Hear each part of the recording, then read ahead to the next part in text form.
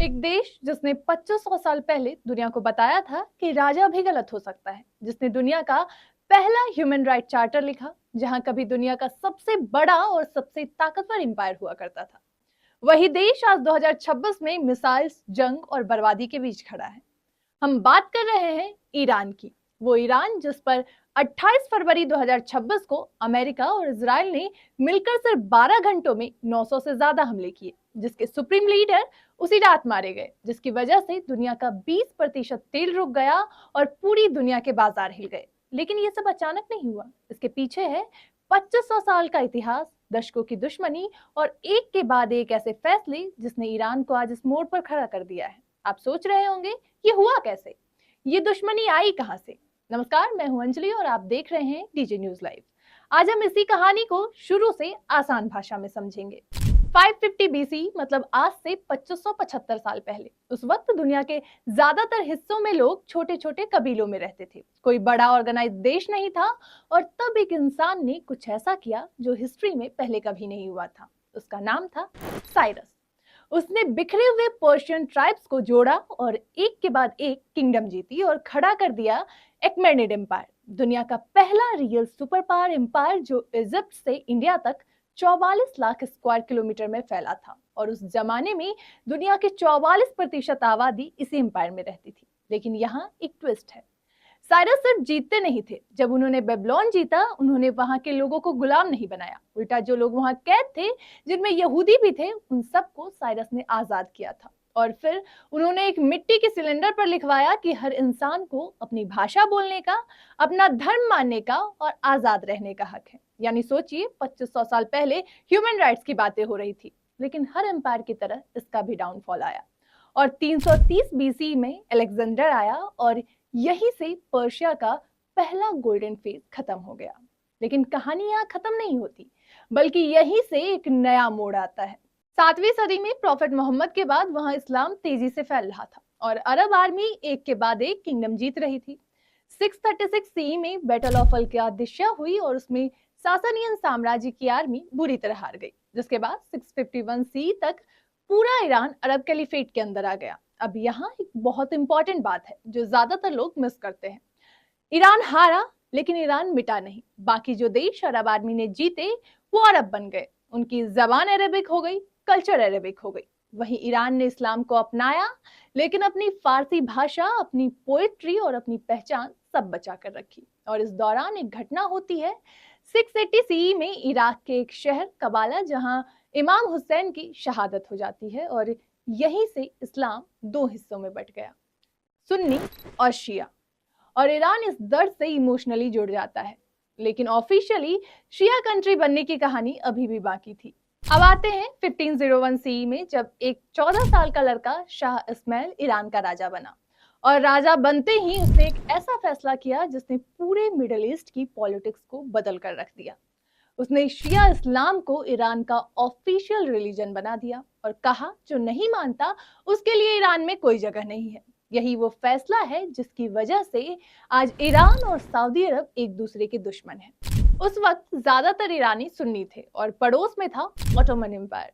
उस वक्त वहां के शासक थे बायजीद सेकंड और वो उस वक्त दुनिया का सबसे ताकतवर सुन्नी मुस्लिम एम्पायर था। अब इन दोनों देशों के बीच एक लकीर खिंच गई, शिया वर्सेस सुन्नी, जो आज इतने साल बाद भी खत्म नहीं हुई। अब आते हैं 19वीं सदी में, जब ईरान कजर डायनेस्टी के हाथ में था, लेकिन असली पावर किसी और के हाथ में जा रही थी। एक तरफ था ब्रिटिश एम्पायर और दूसरी तरफ रशिया। दोनों ईरान को अपने अपने हिसाब से यूज करना चाहते थे। फिर 1908 में ईरान में तेल मिलता है और यहीं से असली खेल शुरू होता है, क्योंकि तेल तो ईरान का था, लेकिन कंट्रोल ब्रिटिश के हाथ में चला गया। ईरान का तेल ईरानियों को नहीं मिला और यही वो ह्यूमिलिएशन था जिसने ईरान के अंदर गुस्सा भर दिया। इसके बाद 1921 में रजा खान नाम के एक आर्मी ऑफिसर ने कूप करके पावर ली और 1925 में वो बन गए रजा शाह फलवी, जो चाहते थे ईरान को मॉडर्न बनाना। वेस्टर्न ड्रेसेस, रेलवेज, यूनिवर्सिटीज, वो सब ईरान में लेकर आए। लेकिन साथ में आई सीक्रेट पुलिस, जो ऑपोजिशन को बेरहमी से कुचलती थी। डेमोक्रेसी की बात करो तो जेल, शाह की आलोचना करो तो गायब। अब आता है वो मोमेंट जिसने ईरान और अमेरिका के बीच भरोसे को हमेशा के लिए खत्म कर दिया। 1951 में ईरान के प्राइम मिनिस्टर बने मोहम्मद मोस्टेक। वो एक डेमोक्रेटिकली इलेक्टेड लीडर थे जिन्होंने कहा था कि अब ईरान का तेल ईरानियों का होगा।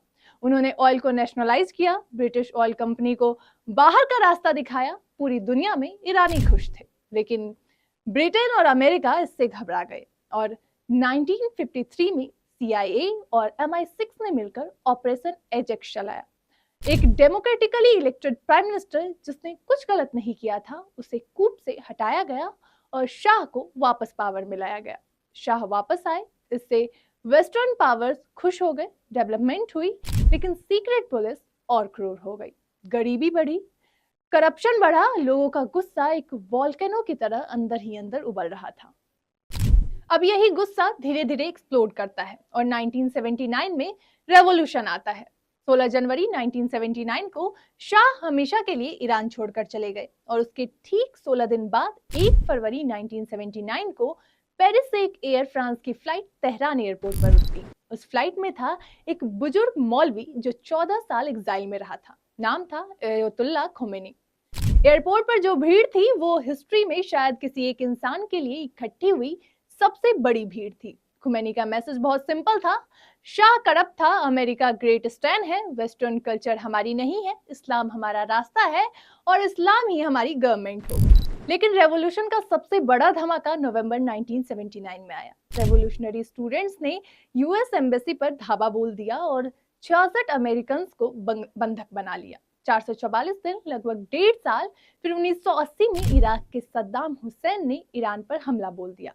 8 साल की जंग, लाखों मौतें और अमेरिका ने उस जंग में सद्दाम को सपोर्ट किया। तो सोचिए, ईरान के नजरिए से अमेरिका ने 1953 में उनकी डेमोक्रेसी छीनी, 1979 के बाद उन्हें आइसोलेट किया और 1980 में उनके दुश्मन को हथियार दिए। कोई भी देश होता तो वो इसे नहीं भूलता। अब 1 मिनट के लिए रुकते हैं और समझते हैं कि आज के ईरान में एक्चुअली काम कैसे होता है, क्योंकि ये जानने के बाद बाकी सारी चीजें समझना आसान हो जाएगा। सबसे ऊपर है सुप्रीम लीडर, सब कुछ उनका, मिलिट्री, कोर्ट, फॉरेन पॉलिसी, हर बड़ा फैसला उनके हाथ में होता है। उनके नीचे होते हैं गार्जियन काउंसिल, 12 लोगों की टीम जो डिसाइड करती है कि इलेक्शन में कौन खड़ा हो सकता है और कौन नहीं। यानी टेक्निकली इलेक्शंस होते हैं, लेकिन जो सिस्टम को चैलेंज करे उन्हें खड़े होने का मौका ही नहीं मिलता।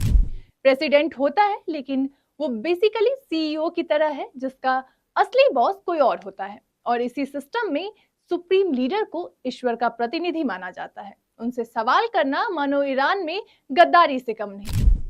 अब आते हैं उस दौर पर जो अभी हो रहा है।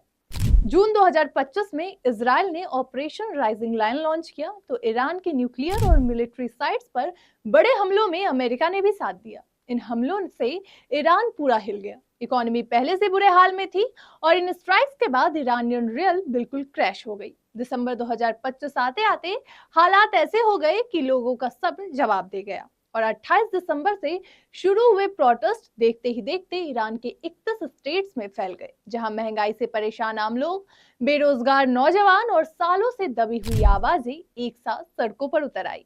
यही वजह है कि इन प्रोटेस्ट को 1979 की इस्लामिक रेवोल्यूशन के बाद ईरान का सबसे बड़ा अपराइजिंग माना गया, क्योंकि इसमें हर वर्ग के लोग शामिल थे और गुस्सा साफ दिखाई दे रहा था। मीडिया रिपोर्ट्स के मुताबिक 2025 में ईरान में 1500 से ज्यादा एग्जीक्यूशंस हुई, और जो अपने आप में एक रिकॉर्ड था। और ये दिखाता है कि सरकार किस हद तक सख्ती बरत रही थी। फिर जनवरी 2026 में हालात और बिगड़े, जब सरकार ने 21,000 से ज्यादा लोगों को गिरफ्तार कर लिया और प्रोटेस्ट को फोर्स के जरिए दबाने की कोशिश की, लेकिन इससे हालात संभलने के बजाय और खराब हो गए। अब आते हैं सबसे जरूरी हिस्से पर। सवाल ये है कि ईरान और इजराइल दुश्मन क्यों हैं, जबकि सच ये है कि ये दोनों हमेशा से दुश्मन नहीं थे। अगर हम 1979 से पहले देखें तो ईरान और इजराइल के बीच अच्छे डिप्लोमेटिक रिलेशंस थे और दोनों ही अमेरिका के करीबी माने जाते थे। लेकिन 1979 की इस्लामिक रेवोल्यूशन के बाद सब कुछ बदल गया, क्योंकि अयतुल्ला खुमैनी ने इजराइल को जियोनिस्ट ऑक्युपायर कहा और उसी के बाद से ईरान ने इजराइल के खिलाफ एक पूरा नेटवर्क खड़ा करना शुरू कर दिया। आज लेबनान में हिजबुल्लाह है, जिसे ईरान ट्रेन और फंड करता है। गजा में हमास है, जिसे ईरान का सपोर्ट मिलता है, और इराक और सीरिया में कई मिलिटेंट्स हैं जिन पर ईरान का प्रभाव साफ दिखाई देता है और इस पूरे सेटअप को एक्सेस ऑफ रेजिस्टेंस कहा जाता है। यानी आसान शब्दों में समझे तो ईरान ने इजराइल को चारों तरफ से घेरने की स्ट्रेटेजी बना रखी है। अब अगर सऊदी अरब की बात करें तो वहां दुश्मनी की वजह अलग है, क्योंकि ये शिया और सुन्नी का वो पुराना विवाद है जो करीब 500 साल पहले शुरू हुई थी और आज भी यमन, सीरिया और इराक जैसे देशों में दोनों अक्सर एक दूसरे के खिलाफ नजर आते हैं। लेकिन इन सबके बीच सबसे बड़ा मुद्दा है ईरान का न्यूक्लियर प्रोग्राम। 2015 में एक न्यूक्लियर डील हुई थी जिसे joint comprehensive plan of action कहा जाता है, जिसमें ईरान ने अपने न्यूक्लियर प्रोग्राम को सीमित करने की बात मानी थी और बदले में उस पर लगे सभी सैंक्शंस को हटाया गया था। लेकिन 2018 में डोनाल्ड ट्रंप ने इस डील से अमेरिका को बाहर निकाल लिया और इसके बाद ईरान ने भी रेस्ट्रिक्शंस मानना बंद कर दिया और यूरेनियम इनरिचमेंट को बढ़ाते बढ़ाते करीब 60% तक पहुंचा दिया, जो न्यूक्लियर बॉम्ब बनाने के काफी करीब माना जाता है। और यहीं से हालात धीरे धीरे इतने बिगड़ते चले गए कि आखिरकार ये टेंशन फरवरी 2026 में एक बड़े टकराव में बदल गई। जनवरी 2026 में जब ईरान के अंदर प्रोटेस्ट चल रहे थे, उसी दौरान अमेरिका और ईरान के बीच ओमान में न्यूक्लियर टॉक शुरू हुई और उस वक्त ऐसा लगा कि शायद इस बार हालात सुधर सकते हैं। लोगों को उम्मीद थी कि कोई समझौता निकलेगा, लेकिन ऐसा हुआ नहीं, क्योंकि 28 फरवरी 2026 को उन्हीं बातचीत के बीच अमेरिका और इजराइल ने मिलकर ऑपरेशन एपिक फ्यूरी शुरू कर दिया। इसके बाद ईरान ने भी तुरंत जवाब दिया और इजराइल के साथ साथ सऊदी अरब, कतर, कुवैत और यूएई पर मिसाइल्स और ड्रोन से हमले शुरू कर दिए। साथ ही ईरान ने स्ट्रेट ऑफ हॉर्मुज को बंद कर दिया। तेल की कीमतें बढ़ गई, ग्लोबल मार्केट्स गिर गए, फ्लाइट्स पर असर पड़ा और पूरी दुनिया की इकोनॉमी हिल गई। इस वक्त पूरी दुनिया की नजर इसी पर टिकी हुई है और सब इंतजार कर रहे हैं कि आगे क्या होने वाला है। तो साइरस द ग्रेट से लेकर ऑपरेशन एपिक फ्यूरी तक ये थी ईरान की पूरी कहानी। लेकिन असली बात यह है कि कहानी अभी खत्म नहीं हुई है, बल्कि यहीं से एक नया चैप्टर शुरू हो रहा है, क्योंकि आज ईरान एक ऐसे मोड़ पर खड़ा है जहां कुछ भी कहना मुश्किल है। और सबसे जरूरी बात, ये सिर्फ ईरान की कहानी नहीं है, क्योंकि वहां जो होता है उसका असर सीधे हम पर पड़ता है। हमारे पेट्रोल के दाम वहीं से तय होते हैं, हमारे लाखों लोग गल्फ देशों में काम करते हैं जिनकी सुरक्षा इस पूरे रीजन पर निर्भर करती है, और हमारी इकोनॉमी का एक हिस्सा उसी तेल से जुड़ा है। यानी साफ शब्दों में कहे तो ईरान में जो भी होता है उसकी गूंज हमारे घर तक, हमारी जेब तक और हमारी रोजमर्रा की जिंदगी तक पहुंचती है। अगर आपको ये वीडियो इंफॉर्मेटिव लगी हो तो इसे लाइक, शेयर और सब्सक्राइब करना बिल्कुल ना भूलें। फिलहाल के लिए मुझे दीजिए इजाजत, मिलते हैं अगले वीडियो में। धन्यवाद।